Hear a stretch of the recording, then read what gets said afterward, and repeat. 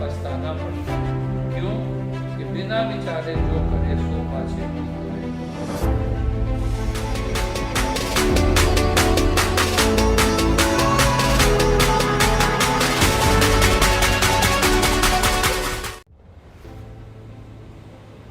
प्रिय साथियों, जब हम बात करते हैं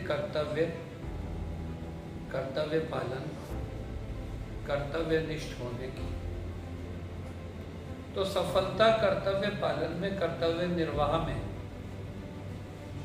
तब मिलती है जब हम कोई प्लानिंग करते हैं।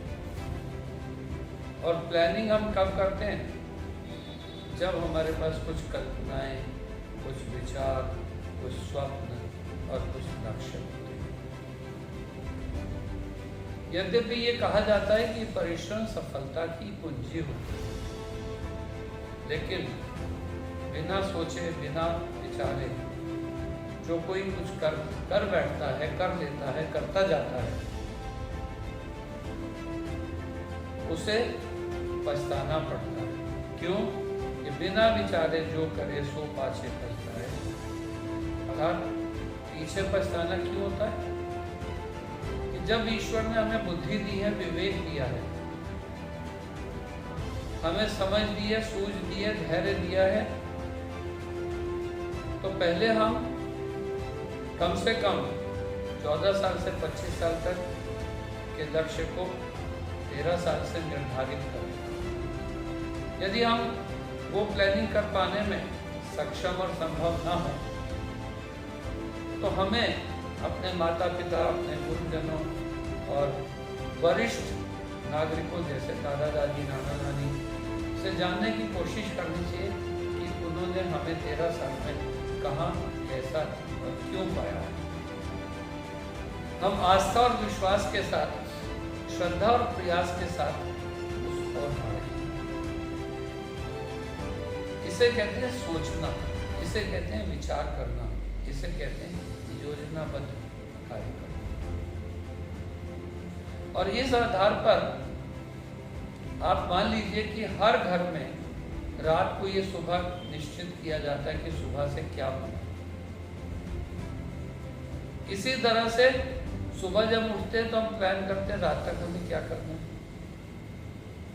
यदि हम इसकी रोज डायरी बनाते हैं तो इसी को तो दिन नामचा कहते हैं। डायरी का हिंदी दिन नामचा इसीलिए होता है कि दिन में हमें क्या करना है वो हमें पता। ठीक इसी तरह से जो व्यापारी महीना भर कमाते रहते हैं और उस पैसे को रखते रहते हैं अगले महीने खर्च करने के लिए, और 31 और 30 तारीख को डिसाइड करते हैं कि उस पैसे को कैसे खर्च करेंगे, वो तो जीवन में महीना भर सुख और शांति से जी पाते हैं। कुछ पैसा फीस के लिए, कुछ पैसा अदर कम्युनिकेशन के लिए, कुछ पैसा ट्रांसपोर्टेशन के लिए, कुछ पैसा खाने के लिए, ऐसे उसका प्रॉपर डिस्ट्रीब्यूशन कर देते हैं। जैसे हमें समय का डिस्ट्रीब्यूशन करना होता तो उनका महीना अच्छा कट जाता है, नहीं तो 10 तारीख के बाद ही ठन गोपाल होने लगते हैं और जो आता है वो खाता जाता है, तो व्यापार में कोई वृद्धि नहीं। यही बात, यही आवश्यकता बिजनेस में भी, यही आवश्यकता विद्यार्थी को सुबह से रात तक जीवन को जीने में। अगर इंजीनियर बनना है तो कोई और पद्धति होगी, डॉक्टर बनना है तो कोई और पद्धति होगी, सी और CS करना है तो कोई और तरीका होगा, बिजनेस में जाना है तो कोई और तरीका होगा, प्राइवेट सेक्टर में जाना है तो कोई और तरीका होगा, कॉर्पोरेट सेक्टर में जाना है तो कोई और योजना होगी। ये 1 दिन की, 1 महीने की, 3 महीने की, 6 महीने की, 1 साल की योजनाबद्ध ढंग से जो विद्यार्थी 25 साल तक अपने लक्ष्य के निर्धारण की ओर बढ़ते रहते हैं, निश्चित जानिए कि वो 25 साल में लगभग 1 लाख रुपए महीना कमाने के लिए अपने आप को तैयार कर लेते हैं। दूसरे नंबर पर आते हैं वो लोग जो 25 से 40 साल की उम्र के लोग हैं। पुनः रिपीट करता हूँ कि ये बात मैं पहले भी कह चुका हूँ कि इनके पास कोई जैसे देश के पास, सरकार के पास एनुअल बजट होता है, ऐसे हमारा भी होना चाहिए, परिवार का भी होना चाहिए, पद्धति भी होनी चाहिए, क्रम भी होना चाहिए, श्रृंखला भी। साथियों, अगर हम बात करें 25 से 40 साल के बीच में, तो हमें कब शादी करनी है, हमारे बच्चे क्या करेंगे, हमें बड़ों की क्या सेवा करनी है। 15 साल की योजना बिल्कुल वैसे ही बनाइए जैसे मोदी साहब ने 2021 से 2047 की 25 साल की योजना निर्धारित की कि हमारा देश 25 साल में कहाँ हो। ठीक ऐसे ही हम भी अपने जीवन में 1 साल की योजना, 5 साल की योजना, जिसे पंचवर्षीय योजना कहते हैं, कुछ देशों में ये योजना 4 साल की होती है, कुछ देशों में 6 साल की होती है, कुछ में रोलिंग प्लान्स होते हैं कि 1 साल आगे बढ़ा, उसके एनालिसिस के आधार पर निर्णय किया कि अगले 5 साल कैसे काटें, और कुछ हो गए बस 10 साल की, 20 साल की, 25 साल की पर्सपेक्टिव प्लानिंग से।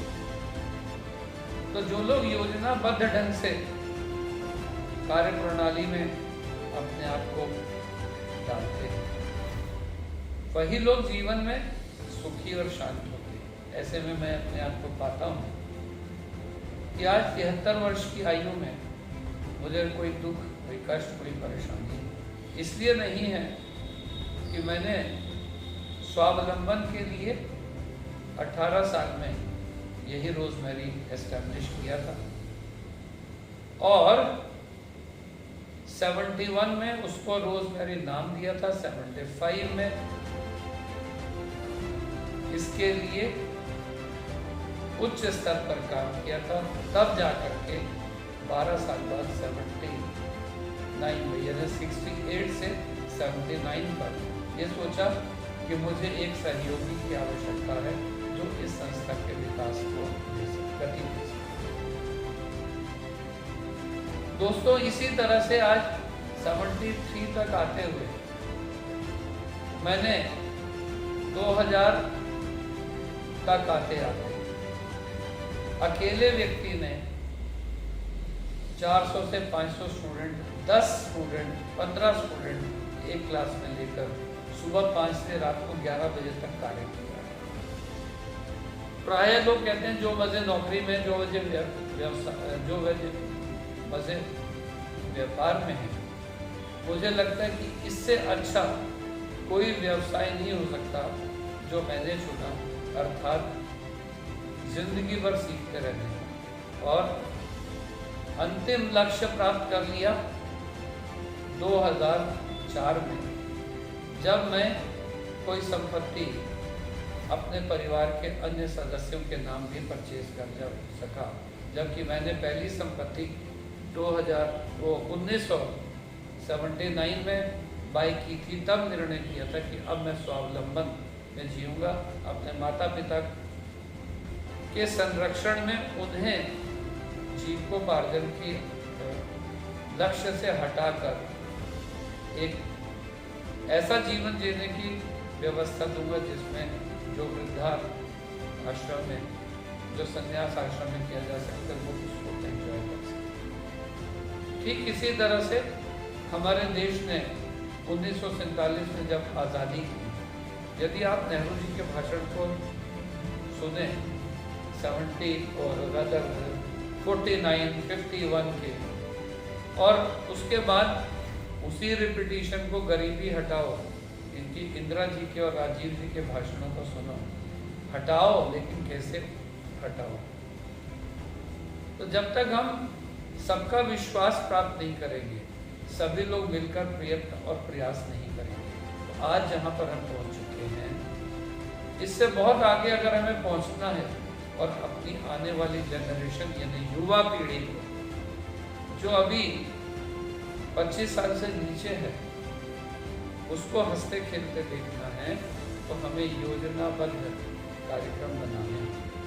कर्म आवश्यक है, लेकिन दिशा और आशा, विश्वास और भविष्य की उपलब्धियों के लिए आपातकाल को भी मन में रखते हुए, इमरजेंसीज को भी ध्यान में रखते हुए, हमें ऐसा विश्वास अपने अंदर जन्म देना है कि जो हम कर्म करें वो सार्थक हो। कोविड भी लोगों के लिए विष हो सकता है, परेशानी हो सकती है, दिक्कत हो सकती है, लेकिन मुझे लगा कि जो मैंने आप लोगों को अपनी बात कहना ऑनलाइन सीखा, ये कोविड के बीच ही तो सीखा। ऑनलाइन पढ़ाना सीखा, कोविड के बीच ही तो सीखा। अगर मैं इस कोविड के पीरियड में 400 अपने वीडियोस बना चुका हूँ, तो मैं तो नहीं कहूँगा कि कोविड बेकार था। मैं कई चीज़ें जो मैंने कभी पढ़ी नहीं थी उनको रिवाइज कर सका। बेशक पैसा ना मिला हो, लेकिन आस्था, विश्वास, श्रद्धा, लगन, उत्साह मिला और पता चला कि हम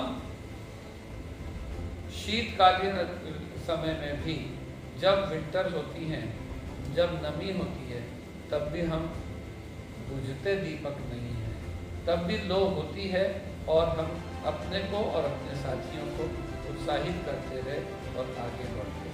तो मैं आप सभी से पुनः कहता हूँ कि कर्तव्य पालन में सर्वोत्तम अगर कुछ है तो वो है पहले